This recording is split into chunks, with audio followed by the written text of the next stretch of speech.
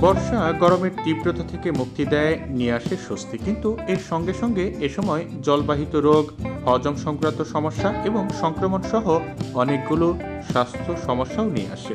এই সময়ে সুস্বাস্থ্য বজায় রাখার জন্য আপনি কি খাচ্ছেন সেদিকে অতিরিক্ত মনোযোগ দেওয়া অত্যন্ত গুরুত্বপূর্ণ। কিছু খাবার দূষণের ঝুঁকি তৈরি করতে পারে বা বর্ষাকালে স্বাস্থ্য সমস্যা বাড়িয়ে তুলতে পারে।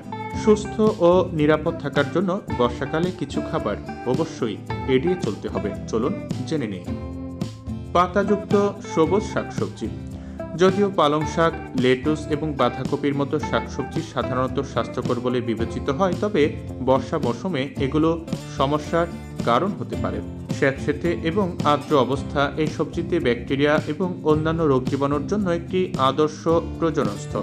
ভেজা অবস্থার কারণে পাতাযুক্ত শাক সহজে ময়লা, জীবাণু এবং পোকার ডিম দ্বারা দূষিত হতে পারে। এগুলো ভালোভাবে পরিষ্কার করা কঠিন, ফলে পেটের সংক্রমণ এবং ডায়রিয়ার মতো খাদ্যজনিত অসুস্থতার ঝুঁকি বাড়াতে পারে।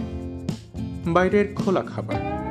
পথের পাশের খাবার প্রস্তুত এবং পরিবেশন করা হয় খোলা পরিবেশে। এই ধরনের খাবার বৃষ্টির পানি এবং মাছের মাধ্যমে দূষিত হতে পারে। রাস্তার খাবার তৈরিতে ব্যবহৃত পানি বিশুদ্ধ নাও হতে পারে, যা কলেরা এবং টাইফয়েডের মতো জলবাহিত রোগের ঝুঁকি বাড়ায়।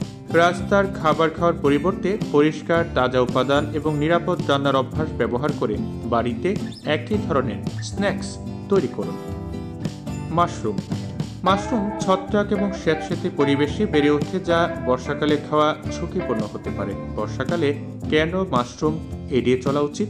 বন্য মাশরুম আর্দ্র অবস্থায় ক্ষতিকারক ব্যাকটেরিয়া এবং টক্সিন দ্বারা সহজেই দূষিত হতে পারে। কিছু মাশরুম হজম করা কঠিন হতে পারে, যা সম্ভাব্য পেট খারাপের কারণ হতে পারে। বলা হয় এসবের পরিবর্তে তাজা খামারে জন্মানো মাশরুম বেছে নিন। সেগুলো খাওয়ার আগে অবশ্যই ভালোভাবে পরিষ্কার ও সেদ্ধ করে নিন।